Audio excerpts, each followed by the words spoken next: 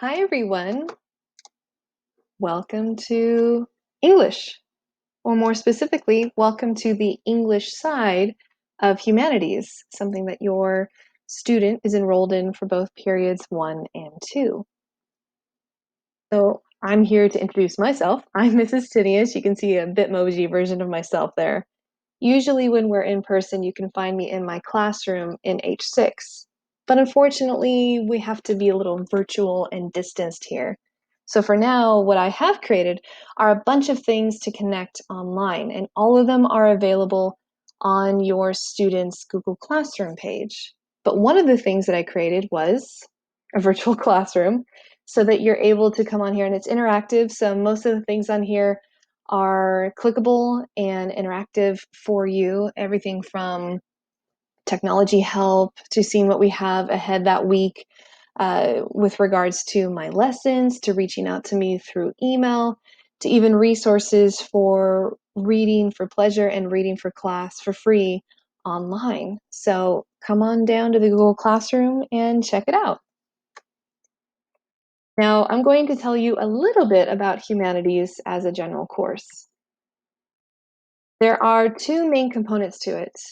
The first is US literature, which I, Mrs. Tinius, am in charge of. And then there's also US history, which Mr. Brzanko is in charge of.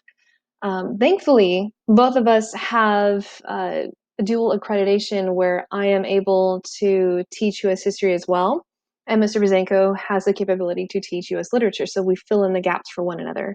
But humanities is so much more than just literature or history. We're taking a complete view of the timeline of history from colonial America all the way up through the 1960s and 70s. And so we'll be incorporating other subjects within the humanities, including art history, economics, philosophy and ethics, media studies, sociology, and even logic puzzles, things to get your student thinking critically and thinking deeply.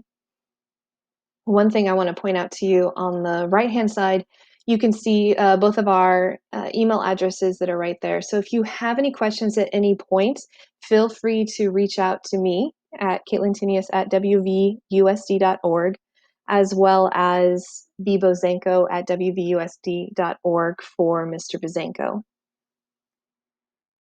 Now, here are the main core works that we are going to be reading and discussing at length in the class. Now, these are, of course, the main core works, the larger works, but we will be also delving into short stories, poetry, articles, and other types of writing that come throughout the stages of history that we're going to be focusing on. But for the most part, these are the three main works that your student will be reading in depth. We'll start off in the 1920s with The Great Gatsby, written by F. Scott Fitzgerald, and that'll start to take place probably late October, early November. Then next semester, we'll be checking out Catcher in the Rye by J.D. Salinger, and then rounding out the year with a work by Shakespeare, just getting in a play, as well as something written by the bard himself. So we'll be looking at The Taming of the Shrew by William Shakespeare. Although, of course, this is not US literature.